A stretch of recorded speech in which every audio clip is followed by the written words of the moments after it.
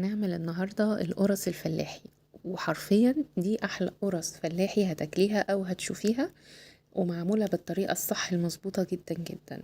طالعة معايا التسوية مظبوطة، اللون مظبوط، القوام بتاعها مظبوط.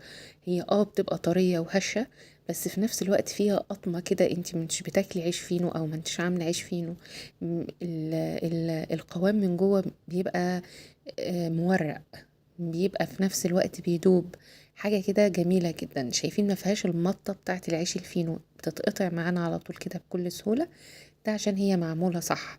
تعالوا نشوف احنا عملناها ازاي ومقاديرنا وطريقتنا، تفاصيل بقى كلها. تابعي الفيديو للآخر ويلا نبدأ على طول. المقادير بتاعتي: معايا كوبايتين من اللبن الرايب او الزبادي، ومعايا كوباية ونص من السمنة البلدي، يفضل تكون بلدي، لو مش موجودة هنستعمل العادية. معاهم نص كوباية من القشطة البلدي، ومعايا معلقة كبيرة من الخميرة، معايا معلقتين كبار من السكر، معلقة صغيرة من الملح. هنزل بقى في البولة بتاعتي بالدقيق بتاعي، عبارة عن كيلو من الدقيق. هحط معاه الملح بتاعي اللي هي معلقة صغيرة، وهقلب كويس كده الملح مع الدقيق، وبعدين هضيف السمنة بتاعتي. معايا بقى كوباية ونص من السمنة، بتكون دافية، ما هياش مقدوحة قوي ولا حاجة، وببس بايدي كده كويس زي الكحك بالظبط. واول ما بشرب السمنة للدقيق بنزل بالقشطة بتاعتي اللي هي نص كوباية، وبرضو بفضل اعمل فيها نفس الحكاية، ان انا ببس القشطة مع الدقيق كويس جدا. وبعدين ببدأ بقى انزل باللبن الرايب، واللبن الرايب بيكون معايا بدرجة حرارة الغرفة، ما يكونش لسه خارج من التلاجة او كده، لا بدرجة حرارة الغرفة. وبحط السكر وبحط الخميرة، وهبدأ بقى أدوبهم مع بعض. وأهم حاجة المرحلة الجاية دي إن أنا مش هعجن القرص. القرص زيها زي الكحك برضو، فاكرين لما كنت بقول لكم فتحوا العجينة بس ما تعجنوهاش بإيدينا كده، بنفضل نفتح في العجينة ونشرب الدقيق للسوائل، لكن ما بنعجنش أبدا. ابدا ابدا، العجينه بتفضل معايا كده من غير عرق، ما بتمطش خالص. كده خلاص هي تمام ومظبوطه، مش عايزاها تكون بتمط ابدا زي ما بنبقى بنعمل بيتزا او عيش فينو او اي حاجه، لا بتتقطم معايا كده، عشان احنا ما عجناهاش، احنا فتحنا العجينه وشربنا السوائل لبعض. خلاص هنغطيها كويس كده بأي كيس عندنا، وهنغطيها برضو تاني. المهم ان احنا نكون مغطينها كويس ونسيبها تخمر براحتها ساعة كده ولا حاجة، ونرجع لها تاني. بقى الخمر بتاعها شايفين مفيش برضو اي مطة، هشة وجميلة جدا، بس مش بتمط معايا، هي كده بتبقى ظبطتها، وكده الطريقة الأصلية ليها. أنا متعلمها من ماما الحاجة حماتي، ما بتعملش بقى حاجة وحشة أبدا في الحاجات دي، أحلى أكل تاكلوه من إيديها هو بتاع ماما الحاجة. فجربوا الوصفة واسمعوا الكلام وانتوا هتعرفوا انها أحلى طريقة اتعملت بيها. خلاص بناخد بقى القطعة كده على الحجم المناسب لينا، ونبدأ نشكلها بالشكل ده، كور كده، ونظبطها كويس جدا بإيدينا والكرة تبقى مدورة ومظبوطة، عشان لما تيجي تشكليها تطلع معاكي مظبوطة.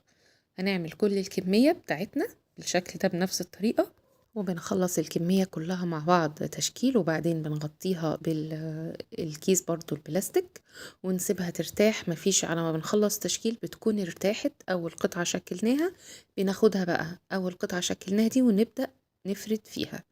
خلاص بنفرد كده كويس. طبعا السمك بتاعها مش بيبقى عالي قوي ولا صغير قوي، يعني حاولي انتي تظبطيها بايدك كده حوالي نص سنتي او اكتر، حاجة بسيطة. خلاص، والحجم ده برضو يرجع لكم. بنشكل برضو كل الكمية بنعملها كده بالشكل ده، وبنرصها على الصينية. واول ما بنخلص تشكيل ليها، اول ما بنخلص الصينيه بتاعتنا بنغطيها كويس برضو بالكيس البلاستيك عشان وشها ما ينشفش، ونسيبها بقى ترتاح بتاع ربع ساعه لو احنا في الصيف. لو احنا في الشتاء بنسيبها ترتاح نص ساعه. بنرجع لها بقى ونحضر لها احلى حاجه هنحطها عليها للوش. معايا القشطه ومعايا زيت.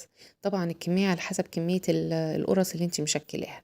بنقلب القشطه مع الزيت كده، ونبدا ندهن القرص بتاعتنا، تديها ريحة جميلة جدا وطعم جميل جدا ولون جميل جدا.